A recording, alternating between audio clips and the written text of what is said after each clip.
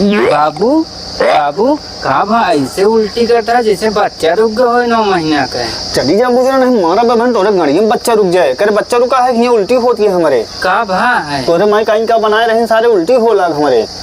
ये बे का हुए जबरदस्ती ठूस ठूस के काम बताओ का वारे कहा थे बाबू जब हमारा बियाह हुए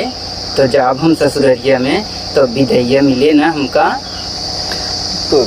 बैठी है इनका करेठी है मूल इनके बियाह कौन तो बियाह होता है रे बियाह नहीं तो का विदाई नहीं तो निकोरा मिले सारे दे दी हैं तो का लाल मिर्चा गणी में लगा के चली है विदाई लिए तो का किस विदाई मिले रे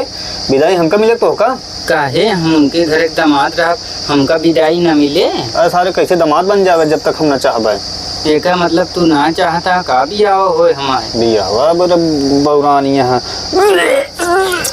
ये शुक्रिया हमारे ऊपर है वो कह देता जैसे लागत है ठूस ठूस हम करे यहाँ यून है बियाह है मेरे दुबरानी है बाबू की उल्टी होती है इनके बियाह मेरे दुबरानी है इनके तो उल्टी होते रहे बुजुर्ग हमारा बियाह नहीं करवाती है बात ही में आदत में है।